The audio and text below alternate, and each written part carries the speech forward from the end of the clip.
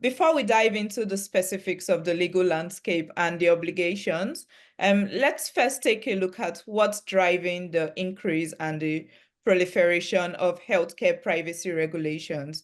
I will turn this over to Paul. Paul, from your perspective, what's driving this flood?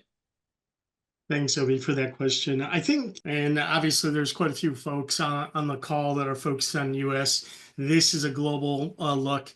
One of the big issues that we continuously hear in the healthcare space, and particularly now, unfortunately, AI being used in a negative way in this situation, has made basically cybersecurity top of mind, right? And we're seeing a lot more ransomware than ever. Denial of service, is pretty steady, but what is growing is the malware and ransomware. So the entire area of healthcare for the better part of the next 8 years, you're going to see a lot of focus on ramping up our efforts in the cybersecurity area.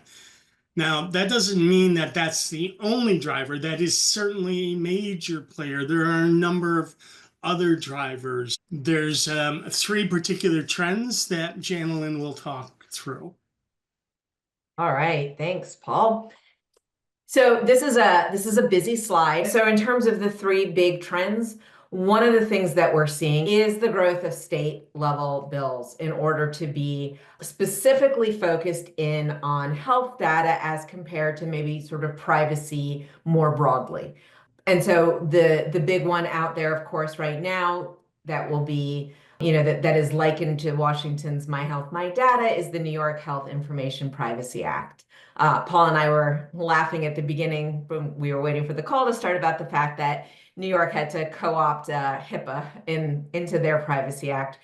But nonetheless, we're starting to see really a focus on consumer health as specifically called out separate from privacy more broadly when it comes to consumer data.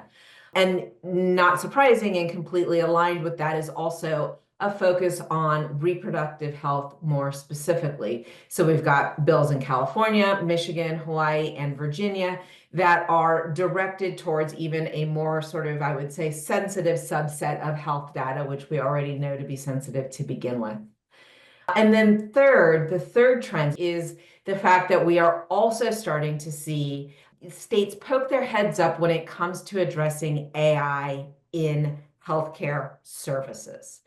So this is a little bit different than a pure privacy play, but it absolutely is that link between AI and health data, and particularly the ideas of the role that apps are going to play in ingesting our data, in processing our data, and certainly in thinking about how we look at a digitally based healthcare system that is emerging. And so what you see here are a range: New York, Nevada, South Carolina, Utah, Texas, where they're looking at bills that are going to be addressing chatbots or AI programming, or ways in which tech is actually representing itself as providing services that otherwise humans historically have provided.